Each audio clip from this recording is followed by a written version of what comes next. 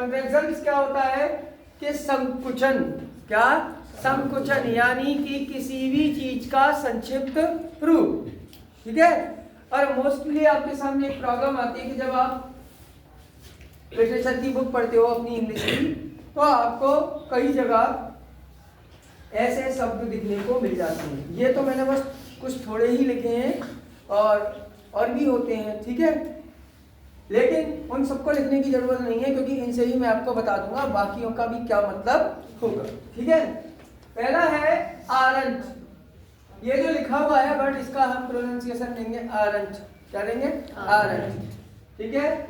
Aren't actual में इसकी full form होती है आर नॉट, इसका संकुचन है, ठीक है। कैंट, ये कैन नॉट, और कैन नॉट को कभी अलग हटा के ना लिखें, जब भी कैन नॉट को अगर आप इसका ये वाला रूप लिखना चाहते हैं तो ऐसे, और फुल फॉर्म लिखते हैं तो मिला के लिखें CANNOT, करेक्ट। ये है कुडन, इसका होता है कुड नॉट, इसका पूर्ण रूप क्या है कुड नॉट, सही है। नेक्स्ट है डिडंट, इसका पूर्ण रूप होता है डिड नॉट, ठीक है। मोस्टली बच्चे इन चीजों को जानते हैं, बट कहीं कहीं हमें प्रॉब्लम आती है, जैसे हैडंट, सबको पता है इसका होगा had not, correct. Next one don't, ये तो बोला ही इतना जाता है कि मतलब पता हो ना पता हो, लेकिन मालूम तो है ये कि ये है क्या, ठीक है। इसे कहते हैं डू नॉट, क्या कहते हैं बच्चों do not. Hadn't, had not, had not, अभी देखें हैजंट, हैज नॉट, ये किसका है हैज नॉट का। हैवंट, ये किसका है हैव नॉट का, यानी इसकी फुल फॉर्म क्या होती है have not. Next one is hit, ये किसकी फुल फॉर्म है हेड, ये किसकी फुल फॉर्म है, यहां दिक्कत आ रही है। Yes sir. आप बताइए किसको पता है कि ये किसकी फुल फॉर्म है। Nobody no sir he did नहीं, गलत।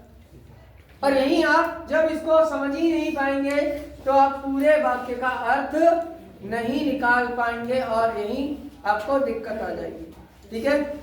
If you don't know the particular meaning of this word, you cannot explain or understand the sentence, ठीक है। तो ये आपके सामने समस्या आ जाएगी, तो हमें क्या करना है, इसके दो मीनिंग होते, एक नहीं होता। This word not have single meaning, ये इसके दो मीनिंग होते हैं। देखिए पहला मीनिंग है इसका ही के साथ जो डी दिया हुआ है, पहला मीनिंग हो गया ही हैड, ठीक है। इसका एक तो मीनिंग ही हैड हो जाएगा, दूसरा इसका मीनिंग हो जाएगा ही वुड, यानी अगर आपको वुड किसी वर्ड के साथ मर्ज करके लिखना है, कंस्ट्रक्शंस रूप में लिखना है, तो आपको फिर लिखते हैं, लेकिन ये इसका फुल मीनिंग होता है ही वुड और ही हैड। अब आप इसे कैसे कहेंगे, कैसे ये समझेंगे कि सर ये ही हैड था यहाँ या ही वुड था, अब ये दिक्कत आ जाएगी ना।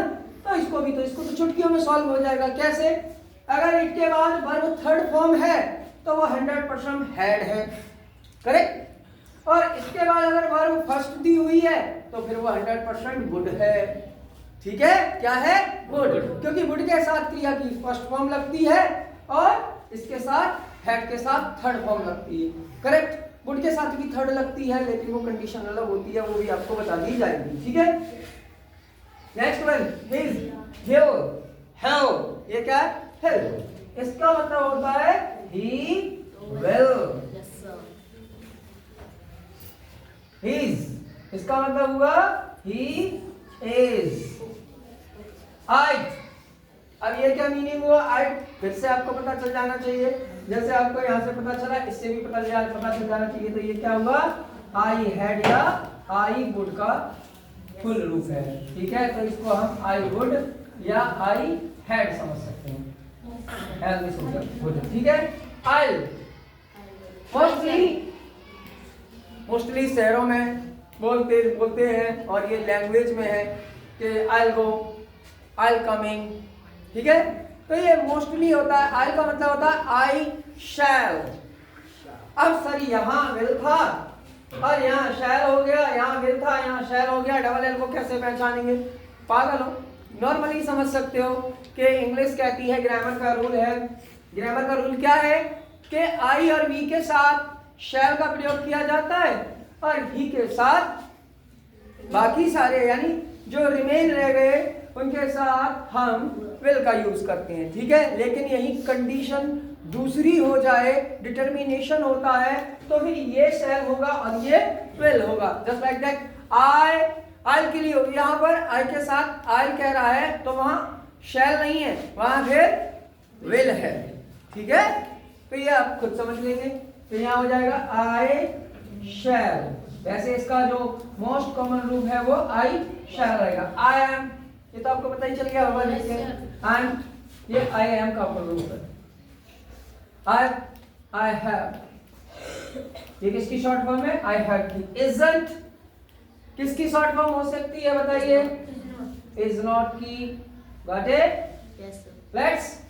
लेट अस की होती है, लेट अस की, करेक्ट। शांत, शांत, Sir.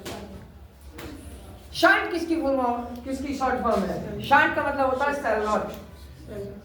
क्या मतलब होता है? Shall not. शांत शैल नॉट को कहते हैं, ठीक है। और दैट इज, Yes, sir. ठीक है। Yes. जैसे मैं कह दूं that's my style. Got it? Yes. समझ में आ गया? Yes. आई होप समझ में आ गया। नहीं आया तो आप लिख लीजिए, याद करेंगे थोड़ा सा तो पता चल जाएगा। Thank you so much.